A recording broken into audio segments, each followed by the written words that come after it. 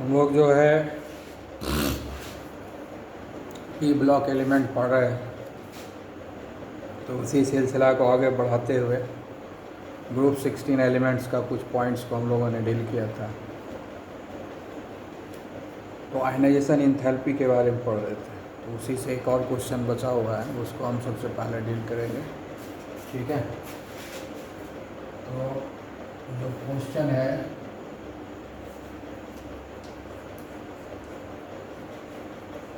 as we move down the group 16, the ionization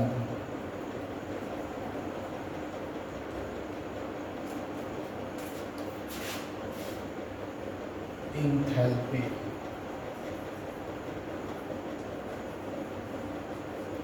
decreases। ठीक है, तो जैसे जैसे हम लोग ग्रुप 16 में टॉप टू बॉटम की तरफ जाते हैं तो क्या होता है कि आयनाइजेशन इंथैल्पी जो है डिक्रीज करता है। ठीक है ना, टॉप टू बॉटम जब जाएंगे तो क्या क्या होता है उसको ज़रा देख लेंगे। टॉप टू बॉटम जब ग्रुप 16 में जाएंगे तो सबसे पहले क्या होगा कि एटॉमिक साइज जो होता है वो इंक्रीज करता है। ठीक है, उसके बाद जो है न्यूक्लियर चार्ज भी जो है इंक्रीज करता है। ठीक है, उसके बाद जो है शील्डिंग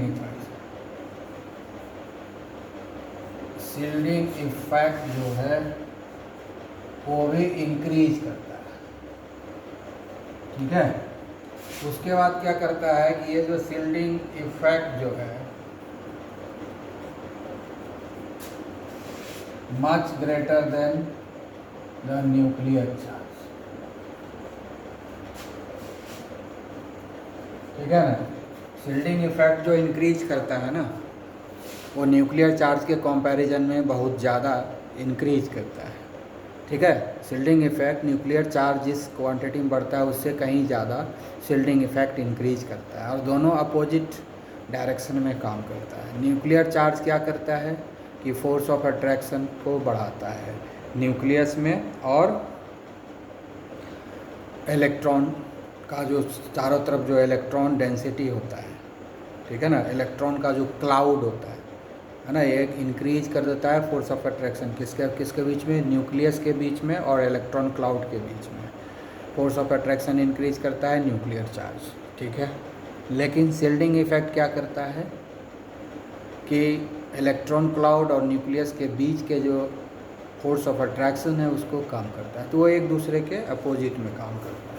तो शील्डिंग इफेक्ट चूँकि ज़्यादा हो जाता है मॉलिक्यूल ये जो है न्यूक्लियर चार्ज से, तो न्यूक्लियर चार्ज को ये कम कर देता है, तो अल्टीमेटली क्या होता है, इफेक्टिव न्यूक्लियर चार्ज आता है। न्यूक्लियर चार्ज वो है जो नंबर ऑफ प्रोटॉन से जनरेट होता है, जितना प्रोटॉन उतना न्यूक्लियर चार्ज, लेकिन शील्डिंग इफेक्ट उसके असर को कम कर देता है। उसके असर को कम करने के बाद जो न्यूक्लियर चार्ज हमको महसूस होता है उसको इफेक्टिव न्यूक्लियर चार्ज बोलते हैं। इफेक्टिव न्यूक्लियर चार्ज जो है डिक्रीज कर देता है। इफेक्टिव न्यूक्लियर चार्ज ये क्या होगा, डिक्रीज कर सकता है। तो जैसे ही इफेक्टिव न्यूक्लियर चार्ज डिक्रीज करेगा तो फोर्स ऑफ अट्रैक्शन भी डिक्रीज करेगा।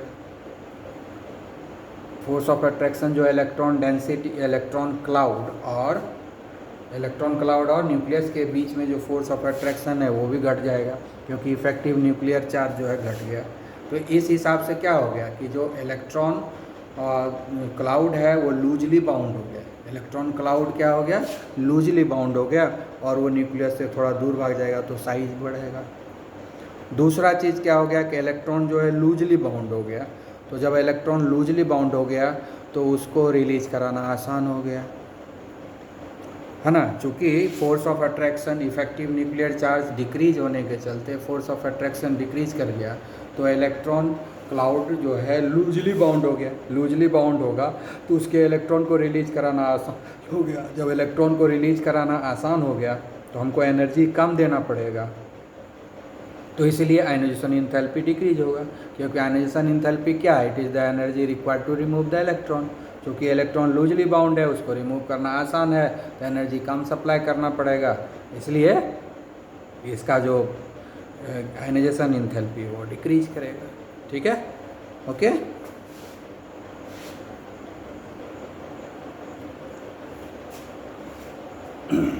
तो अब हम लोग बात करेंगे melting point and boiling points. Melting point and boiling points के बारे में बात करेंगे। तो melting point and boiling points क्या करेगा? Melting point and boiling point जो है जैसे जैसे टॉप टू बॉटम आ रहा है इंक्रीज कर रहा है। ठीक है ना? टॉप टू बॉटम जब ग्रुप 16 में आते हैं तो melting point boiling point increase कर रहा है। पहले तो है कि ग्रुप 16 एलिमेंट्स का जो बॉइलिंग पॉइंट है, बाकी जो पहले का ग्रुप है ग्रुप 13, 14, 15, वो सब के कंपैरिजन में क्या होगा? क्योंकि इसका एटॉमिक साइज वो सब के कंपैरिजन में कम है, तो वंडरवाल फोर्स ऑफ अट्रैक्शन भी कम होगा। इसलिए बॉइलिंग पॉइंट मेल्टिंग पॉइंट जो इसके पहले वाला ग्रुप है ना, 13, 14, 15, उससे तो इसका कम ही होगा बॉइलिंग पॉइंट इन जनरल। ठीक है, एक्सेप्शन की अलग बात है। इन जनरल जो होता है ग्रुप 16 एलिमेंट्स का जो है boiling point and melting point and boiling point जो होता है ग्रुप 13, 14, 15 एलिमेंट्स के कंपैरिजन में कम होता है। उसका मेन रीज़न क्या है? इसका एटॉमिक साइज़ कम है। एटॉमिक साइज़ कम होने के चलते क्या होता है कि जो मॉलिक्यूल्स बनता है उसका भी साइज़ कम होता है। तो मॉलिकुलर साइज़ कम होगा तो वंडरवाल फोर्स ऑफ अट्रैक्शन कम होगा। वंडरवाल फोर्स ऑफ अट्रैक्शन कम होगा तो जो है उसको ब्रेक करना आसान है, इसीलिए मेल्टिंग पॉइंट बॉइलिंग पॉइंट कम होता है। अब है कि ग्रुप 16 में ही अगर हम बात करें टॉप टू बॉटम, ग्रुप 16 में ही अगर हम टॉप टू बॉटम बात करें, ऊपर से नीचे आते हैं इन जनरल, तो क्या होता है कि एटॉमिक साइज़ इंक्रीज करता है। एटॉमिक साइज़ इंक्रीज करेगा तो मॉलिकुलर साइज़, जब इसका मॉलिक्यूल बनेगा तो मॉलिकुलर साइज़ भी इंक्रीज करेगा।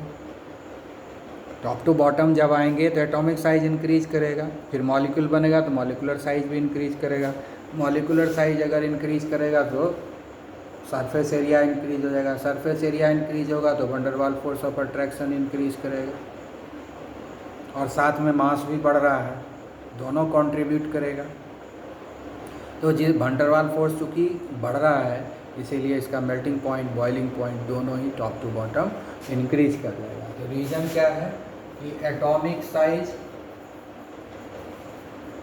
टॉप टू बॉटम क्या हो रहा है? इंक्रीज हो रहा है, तो मॉलिकुलर साइज भी इंक्रीज करेगा, मॉलिकुलर साइज भी इंक्रीज कर जाएगा,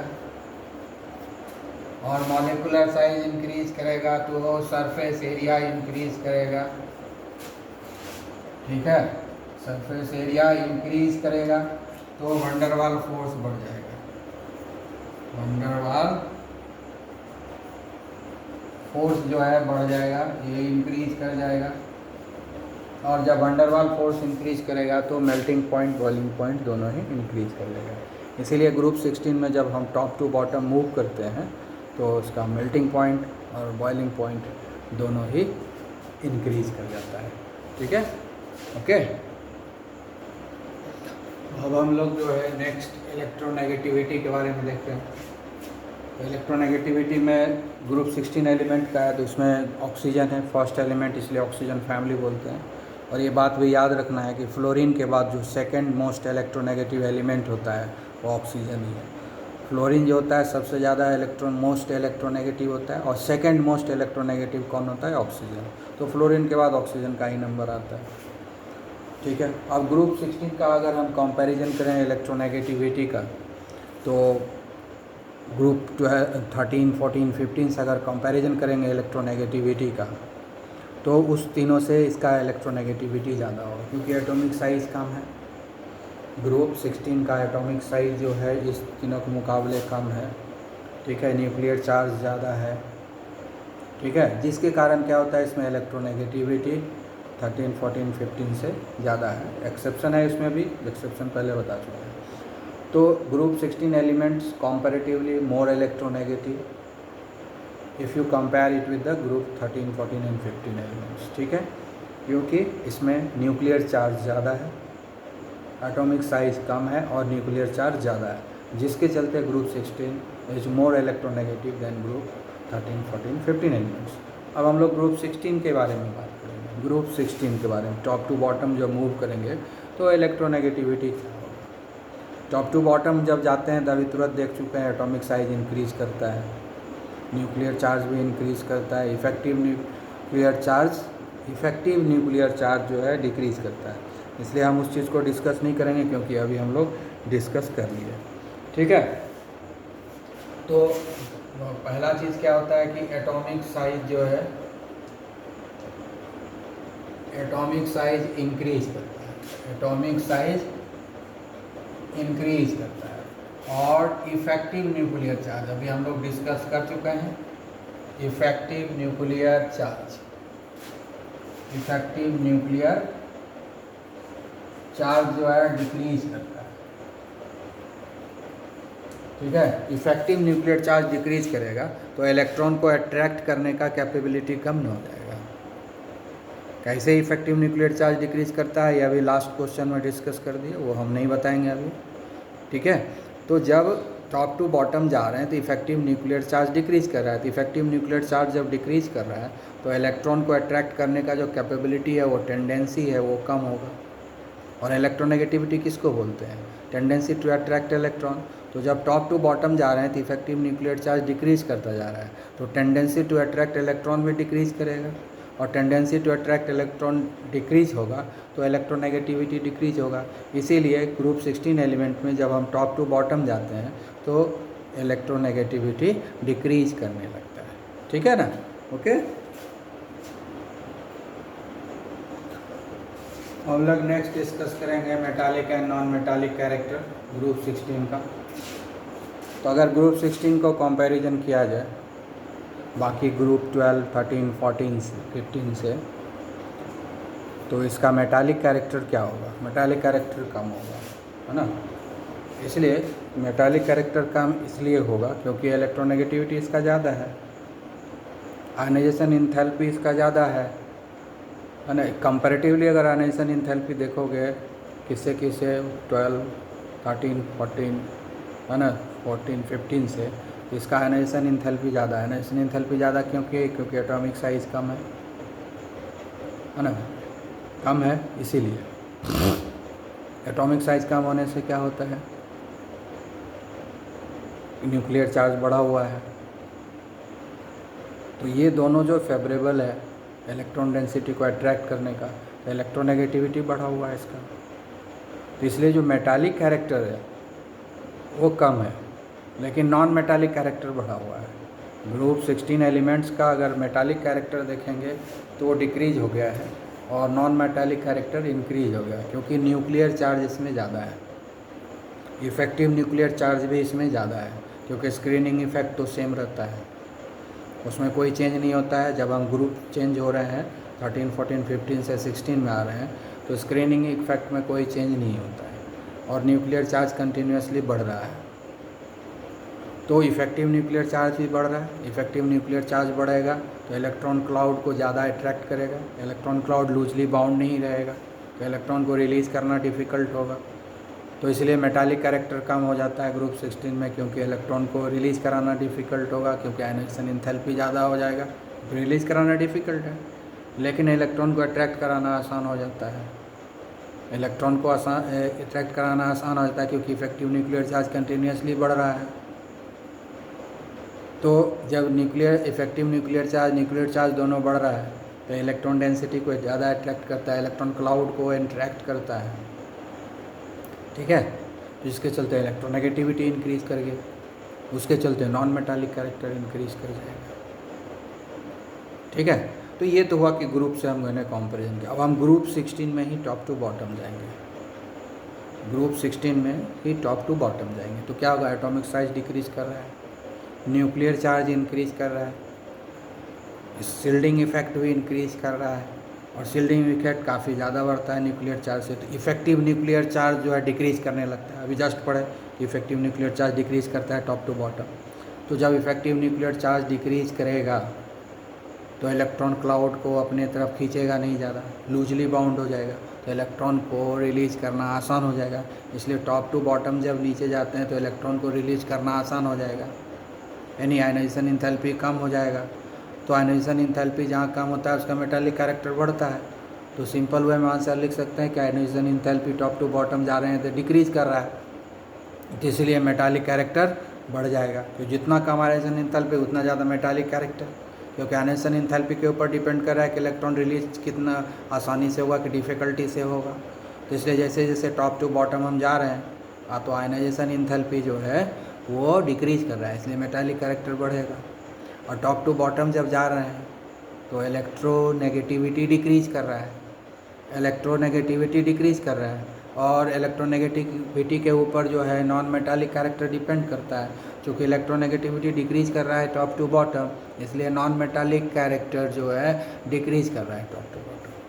ठीक है, तो इस प्रकार से हम इसको एक्सप्लेन कर सकते हैं शॉर्ट में। ठीक है, तो यहाँ पर रीजन क्या देंगे, आयोनाइजेशन इंथैल्पी क्या हो रहा है, डिक्रीज कर रहा है। ठीक है, और दूसरा इलेक्ट्रोनेगेटिविटी,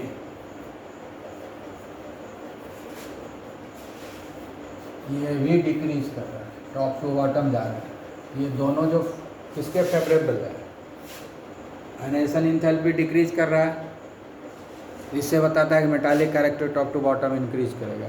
इलेक्ट्रोनेगेटिविटी जो है टॉप टू बॉटम डिक्रीज कर रहा है, इसका मतलब है कि non metallic character top to bottom decrease कर रहा है। तो दोनों फैक्टर एक्सप्लेन हो गया। दोनों फैक्टर को डिटेल में एक्सप्लेन करने के लिए आपको बता दिए कैसे करना है, तो वो सब लिख लेंगे आप। ओके, हम लोग नेक्स्ट अब देख रहे हैं क्या, इलेक्ट्रॉन एफिनिटी और electron gain enthalpy. Electron affinity और इलेक्ट्रॉन गेन इंथैल्पी दोनों एक ही चीज़ है। तो ये जो इलेक्ट्रॉन गेन इंथैल्पी है, इलेक्ट्रॉन एफिनिटी है, ये एनर्जी है, ये एनर्जी रिलीज्ड है। जब इलेक्ट्रॉन को किसी एटम के आउटर मोस्ट ऑर्बिट में ऐड करते हैं तब एनर्जी रिलीज होता है। और जितना आसानी से इलेक्ट्रॉन को हम ऐड करेंगे उतना ज़्यादा एनर्जी रिलीज होता है ना। जितना आसानी से इलेक्ट्रॉन को ऐड करेंगे, जितना जल्दी ऐड हो जाएगा, जितना आसानी से ऐड हो जाएगा, उतना ज़्यादा वो एनर्जी को रिलीज करता है। तो इलेक्ट्रॉन एफिनिटी और electron gain enthalpy is the energy release, not absorb, energy released when electrons are added to the outermost orbit of an atom. ठीक है, तो जिसका इलेक्ट्रोनेगेटिविटी ज़्यादा होगा वहाँ हम लोग आसानी से जो है इलेक्ट्रॉन को ऐड कर पाएंगे, यानी जहाँ पर इफेक्टिव न्यूक्लियर चार्ज ज़्यादा होगा, न्यूक्लियर चार्ज ज़्यादा होगा, वहाँ पर हम इलेक्ट्रॉन को आसानी से ऐड कर पाएंगे और उसका इलेक्ट्रॉन गेन इंथैल्पी और इलेक्ट्रॉन एफिनिटी ज़्यादा होगा। तो अगर हम ग्रुप 16 एलिमेंट का बात करें ग्रुप 13, 14, 15 के कंपैरिजन में, तो इसका इलेक्ट्रोनेगेटिविटी ज़्यादा होता है। क्यों इलेक्ट्रोनेगेटिविटी ज़्यादा होता है पहले बता चुके हैं, वो सब डिसाइड करना है। न्यूक्लियर चार्ज जो है ज़्यादा होता है इसलिए इलेक्ट्रोनेगेटिविटी ज़्यादा होता है। न्यूक्लियर चार्ज ज़्यादा होने की वजह से इलेक्ट्रॉन को आसानी से ऐड कर पाएगा, इसलिए इलेक्ट्रॉन एफिनिटी या इलेक्ट्रॉन गेन इंथैल्पी जो है ग्रुप 16 एलिमेंट्स का ज़्यादा होगा। अगर हम कंपैरिजन इसका हम 13, 14, 15 ग्रुप के एलिमेंट से करें तो यहाँ पर इलेक्ट्रॉन गेन इंथैल्पी ज़्यादा होगा, इलेक्ट्रॉन एफिनिटी ज़्यादा होगा, क्योंकि न्यूक्लियर चार्ज ज़्यादा है। न्यूक्लियर चार्ज ज़्यादा होने से इलेक्ट्रोनेगेटिविटी बढ़ जाता है, जिसके चलते टेंडेंसी टू अट्रैक्ट इलेक्ट्रॉन बढ़ जाता है। ठीक है, और जितना ज़्यादा टेंडेंसी रहेगा अट्रैक्ट करने का उतना ज़्यादा वो एनर्जी को रिलीज करेगा। ठीक है, तो इस प्रकार हम लोग समझ गए कि ग्रुप 16 का electron gain enthalpy, electron affinity ज़्यादा होता है। अब यहाँ पर क्या है, हाई इलेक्ट्रॉन एफिनिटी, तो यही क्वेश्चन था, इसका जो है आंसर क्या हो गया, due to more effective nuclear charge. ठीक है, सिंपल में आंसर अगर लिखना है तो ये लिख सकते हैं, इफेक्टिव न्यूक्लियर चार्ज। ठीक है, और स्मॉलर साइज है ना, due to more effective nuclear charge and a smaller size. ठीक है, डिटेल्स में हमने आपको बता दिया है। क्लियर। अब जो है ये 2 क्वेश्चन और देखते हैं इलेक्ट्रॉन गेन इंथैल्पी से रिलेटेड। जब हम ग्रुप 16 में टॉप टू बॉटम आते हैं तो सल्फर से पोलोनियम की तरफ जब जाते हैं तो इलेक्ट्रॉन गेन इंथैल्पी जो है डिक्रीज करता है। इलेक्ट्रॉन गेन इंथैल्पी डिक्रीज करता है। उसका रीज़न क्या है? जब टॉप टू बॉटम जा रहे हैं तो इलेक्ट्रॉन गेन इंथैल्पी जो है डिक्रीज करता है, क्योंकि जब हम टॉप टू बॉटम जा रहे हैं तो इफ़ेक्टिव न्यूक्लियर चार्ज डिक्रीज करता है। ठीक है, क्या डिक्रीज करता है? Effective nuclear charge. ठीक है, ये डिक्रीज करेगा। क्यों डिक्रीज करेगा ये तो हम पहले बता चुके हैं। इफेक्टिव न्यूक्लियर चार्ज डिक्रीज करेगा तो जो नया इलेक्ट्रॉन आएगा उसको अट्रैक्ट नहीं करेगा अच्छे से। न्यूक्लियर चार्ज जब इंक्रीज करेगा तभी तो इलेक्ट्रॉन को इफ़ेक्टिवली अट्रैक्ट करेगा, पुल करेगा अपने तरफ। तो जो नया इलेक्ट्रॉन आएगा उसको ये पुल नहीं करेगा ठीक से, खींचेगा नहीं ठीक से, क्योंकि स्क्रीनिंग इफेक्ट बढ़ रहा है। न्यूक्लियर चार्ज बढ़ रहा है लेकिन इफेक्टिव न्यूक्लियर चार्ज काफ़ी ज़्यादा बढ़ रहा है, जिसके चलते इफेक्टिव न्यूक्लियर चार्ज डिक्रीज हो रहा है। तो इफेक्टिव न्यूक्लियर चार्ज जब डिक्रीज होगा तो जो इलेक्ट्रॉन क्लाउड को ये अच्छे से पुल नहीं करेगा न्यूक्लियस, क्योंकि फोर्स ऑफ अट्रैक्शन घट गया। तो जिसके चूँकि ये इलेक्ट्रॉन को अट्रैक्ट ठीक से नहीं करेगा तो इलेक्ट्रॉन जो एनर्जी रिलीज होगा द एडिशन ऑफ इलेक्ट्रॉन में वो कम रिलीज होगा। इसे और इलेक्ट्रॉन गेन इंथैल्पी क्या है? Energy released when electrons are added to the outermost orbit of an atom. तो जब इलेक्ट्रॉन को ऐड करना डिफ़िकल्ट है तो एनर्जी भी रिलीज कम होगा। एनर्जी जब रिलीज कम होगा तो इलेक्ट्रॉन गेन इंथैल्पी कम होगा। तो टॉप टू बॉटम जा रहे हैं तो इफेक्टिव न्यूक्लियर चार्ज चूँकि डिक्रीज करते जा रहा है, इसलिए इलेक्ट्रॉन का एडिशन डिफ़िकल्ट होता जाएगा, जिसके कारण जो है एनर्जी कम रिलीज होगा, जिसके चलते इलेक्ट्रॉन गेन इंथैल्पी डिक्रीज करेगा as you move down to the group 16 group. Group 16 में जब ऊपर से नीचे आप आएंगे तो उसमें जो है डिक्रीज करेगा। ठीक है, अब नेक्स्ट आता है ये ऑक्सीजन।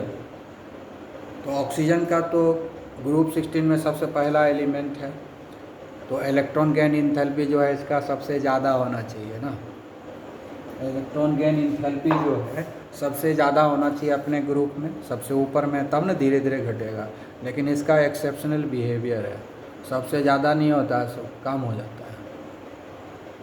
सबसे ज़्यादा नहीं होता है, उल्टा इसका कम है। सबसे कम तो नहीं है लेकिन इसके कम हो जाता है। ठीक है, उसके नीचे जो ऑक्सीजन है, सल्फ़र है ना, उससे कम हो जाता है। ऑक्सीजन के बाद कौन है? सल्फ़र है। तो सल्फ़र से इसका इलेक्ट्रोनेगेटिविटी ऐसा क्यों हो जाता है? अनएक्सपेक्टेडली जो होता है इलेक्ट्रॉन गेन इंथैल्पी इसका कम क्यों हो जाता है जबकि इलेक्ट्रोनेगेटिविटी बहुत हाई है? तो यहाँ भी वही केस है जो फ्लोरीन के साथ होता है। फ्लोरीन भी एक्सट्रीमली स्मॉल साइज है, इलेक्ट्रोनेगेटिविटी वेरी हाई है, लेकिन वो इलेक्ट्रॉन को एक्सेप्ट नहीं कर पाता ठीक ढंग से, क्योंकि एक्सट्रीमली स्मॉल साइज है। तो इंटर इलेक्ट्रॉनिक रिपल्सन होता है, छोटा जगह में इलेक्ट्रॉन को रखना पड़ता है। छोटे जगह में इलेक्ट्रॉन को जब रखता है तो वहाँ पर इंटर इलेक्ट्रॉनिक रिपल्सन हो जाता है, जिसके चलते ऑर्बिटल स्टेबिलिटी ख़राब हो जाता है और फिर वो इलेक्ट्रॉन को रख नहीं पाता। एक्सेप्ट करता है लेकिन रख नहीं पाता है, तो जिसके कारण जो है एनर्जी कम रिलीज होता है।